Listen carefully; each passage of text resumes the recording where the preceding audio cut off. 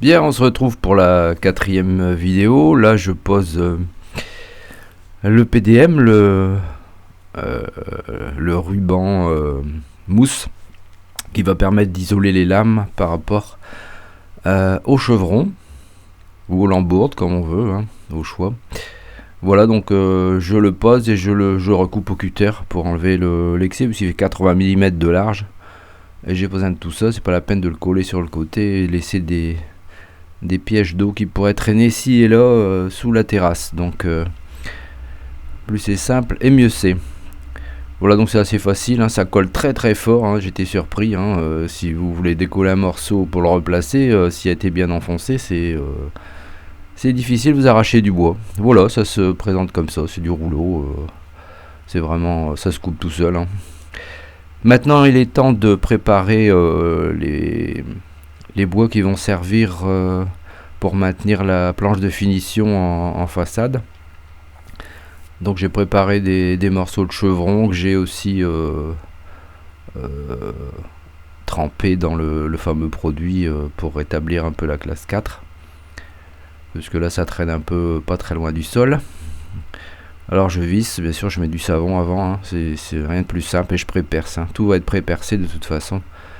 C'est vraiment ce qui est le plus pratique, hein. Vous n'abîmez pas le bois.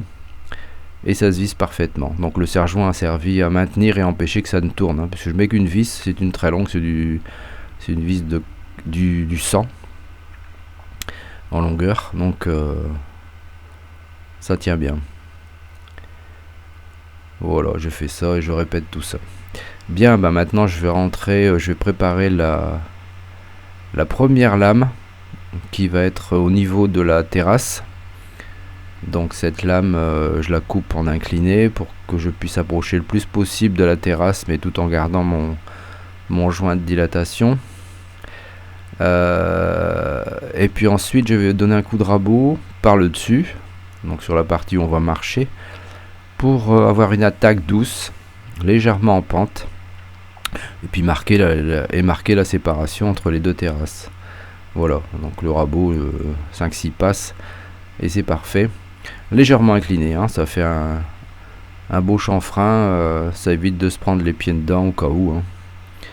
Voilà, c'est parfait, petit coup de papier de verre pour bien arrondir. Maintenant je vais traiter les bouts de planche, parce que j'aime pas des bouts de planche coupés à l'équerre, coupés droit à l'équerre dans les deux sens bien sûr, en épaisseur, et l'arrondi d'une planche qui vient dans l'autre sens en perpendiculaire. Alors c'est soit deux pièces à l'équerre ou deux pièces arrondies. Donc je vais donner un petit coup de défonceuse sur chaque bout de lame. Là vous allez me dire ouais, il s'embête pour rien, mais bon, je fais ça comme si c'était un meuble, et pour moi la finition c'est important également, vous le savez maintenant. Donc je repère un peu l'arrondi de la planche et je vais le reporter sur le bout de chaque lame. Alors ça m'a pris un certain temps, mais bon, comme il y a eu des périodes où il y a eu un peu de pluie, ça m'a permis de travailler à l'abri.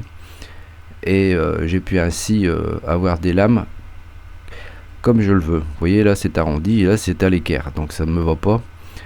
Je veux que ça soit arrondi également. Quand on marche dessus à pieds nus, je peux vous dire que maintenant c'est très doux quand on marche, il n'y a pas de raccord. On ne sent pas les bouts de planche tout raides, tout droit là. Voilà, donc le petit coup avec une fraise et un roulement, et un petit coup de papier de verre pour fignoler le reste. Voilà. Alors certains diront ils s'embêtent pour rien, mais moi voilà comment je le veux, voilà comment c'est d'origine, ça ne me va pas. On est sur d'un arrondi d'un côté, et l'autre côté on est sur quelque chose à l'équerre, donc c'est pas top, enfin pour moi. Voilà, une fois que c'est arrondi, les deux côtés sont arrondis, je peux vous dire que l'aspect final est nettement plus joli, et quand on marche dessus, voilà, on sent plus rien du tout, parce que c'est aussi bien arrondi des deux côtés. Là je vais prendre une pige maison, hein, avec deux règles en aluminium pour vérifier si mes deux planches perpendiculaires à la terrasse sont bien parallèles. Voilà, petite rectif. Et une fois que j'aurai bien cette dimension là, l'équerre c'est bon, il a été contrôlé. Donc je vais mettre mes petites cales d'épaisseur que j'aurais fait avec des cales plastiques pour avoir 6 mm. Donc là je peux visser la première lame, donc ça c'est côté terrasse, c'est celle qui a eu la coupe en diagonale.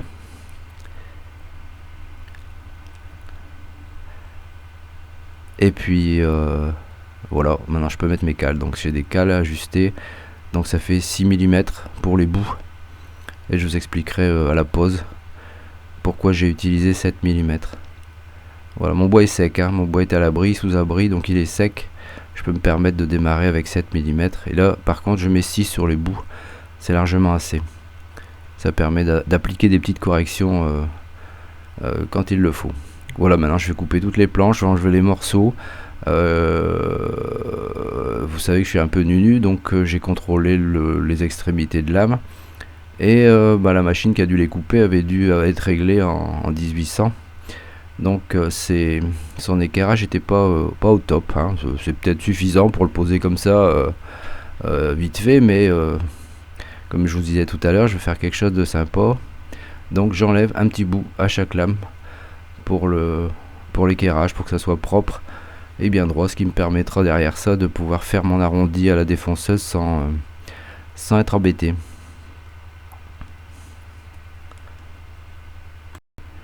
Vous voyez, j'ai reporté à l'équerre. Bon, ça me prend du temps, hein, bien sûr, mais c'est comme c'est une grande longueur, vous avez vite fait de dévier, hein, si vous bougez un petit peu quelques millimètres au bout de votre planche, vous n'êtes plus d'équerre là sur votre scie. Donc j'avais un trait, moi je pouvais vérifier que je ne partais pas à la dérive.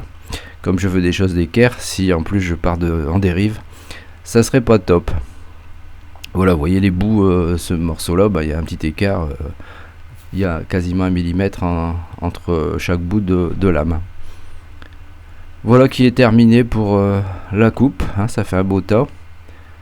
Voilà, tous rangés